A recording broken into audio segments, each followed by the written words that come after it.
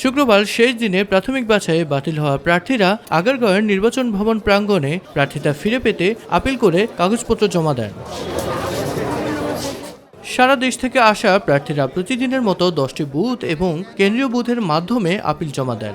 Appeal জমা দিয়ে 100% জনমত, প্রশাসনের একতরফা আচরণ সহ নির্বাচনী পরিবেশ নিয়ে নিজেদের শঙ্কা প্রকাশ করেন প্রার্থীরা। 1% যে বিষয়টা, এটি তো আমাদের সংবিধানের সাথে সাংঘর্ষিক একটি বিষয়।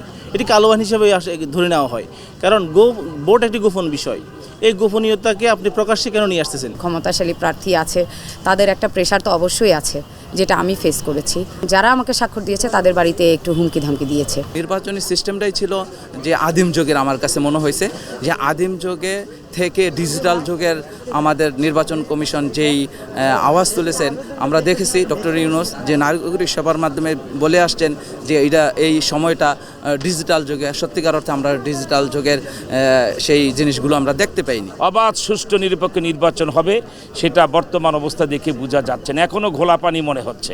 100% জনমতের স্বাক্ষর গ্রহণের সার্বিক অভিযোগের প্রেক্ষিতে জামানত বাতিল এবং মেকি প্রার্থী এড়াতে এই জনমতের কথা জানান সংশ্লিষ্ট নির্বাচন কর্মকর্তা। একদিন আমাদের বাতিলের বিরুদ্ধে আসছে, কিন্তু আজকে বৈধতার বিরুদ্ধে আপিল বেশি করছে। গত আপনার 5 দিনে প্রার্থীরা বেশিরভাগই আপনার স্বতন্ত্র করেছে, 1% ভোটার, আর অনেকে আপনার রিটার্ন বিবরণী দাখিল করেন নাই। সামান্য ছোটোখাটো কারণও আছে, ঋণ খেলাপিও আছে কিছু।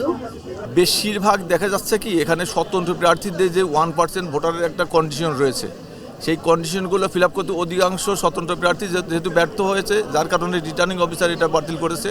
এখন ওইটার বিরুদ্ধে আপিলগুলোই বেশিবার করতেছে। আপিল দায়েরের প্রেক্ষিতে আপিল শুনানি ও নিষ্পত্তি হবে আগামী 10 জানুয়ারি থেকে 18 জানুয়ারির মধ্যে।